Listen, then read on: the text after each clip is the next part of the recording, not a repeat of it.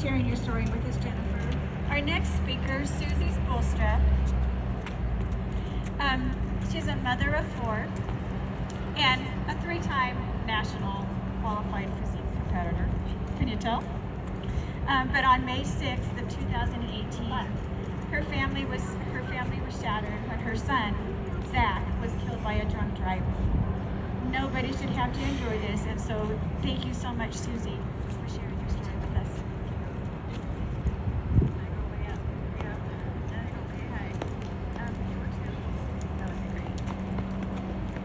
Hopefully this is close enough. My name is Susie Spoolstra, as she said. 3 years on May 6th it'll be that I lost my son. To some it may seem like a long time, but to a mama it seems like it happened 5 minutes ago. So this is my son Zach. On May 6th, 2018, I received a knock on the door that no mom ever wants to get. 9:30 in the morning, police officer Coho, I remember his name because he was the most compassionate, kind police officer that I could have ever asked for to give me the news that he gave me that morning. All the air left my body. I can't explain the grief, but I know that some of you here obviously know what that feels like. So I want to honor the MAD. I want to take a second to honor MAD and all the police officers that helped me during that time, the people at the court proceedings.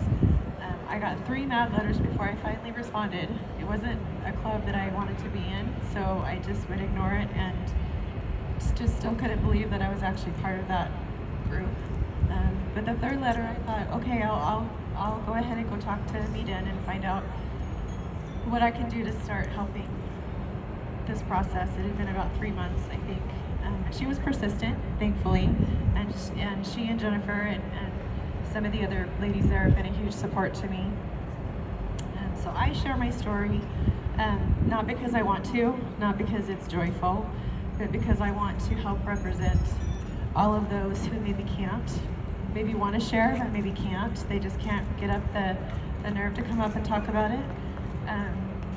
Every time I share my story, every time you share any story, it loses that dark power over you. So it keeps me out of a dark place. So every time you share your story, it loses a little bit of power over you. So I share it also to kind of help me heal.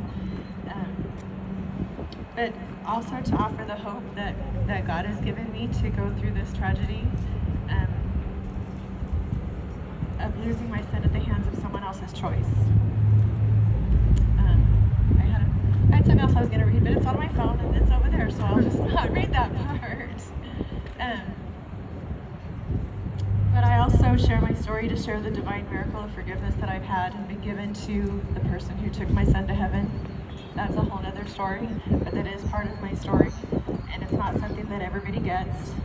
It's not something that it really is a miracle on my part, and to have an offender actually be remorseful and have his life be completely changed and different is also not normal for this type of crime. And so I am going to be sharing that story on May 5th with on a victim impact panel to probably 30, hopefully 30 or 40 offenders, and I'm just hoping and praying that listening to my story helps change one of their lives. So forgiving somebody, I think there's kind of a little bit of a stigma maybe. Forgiveness doesn't take away the impact. It doesn't diminish the gravity of the crime. It doesn't diminish my pain. It doesn't lessen my pain at all. It just takes the power of hate and bitterness. It takes that away from me so that I can be free to heal. And I share my story to reach out mostly to others who need help. There's so much pain and so much loss in this world that I want to reach out, and if something that I say helps one person, then it's worth me coming up and sharing my story that's extremely painful to me.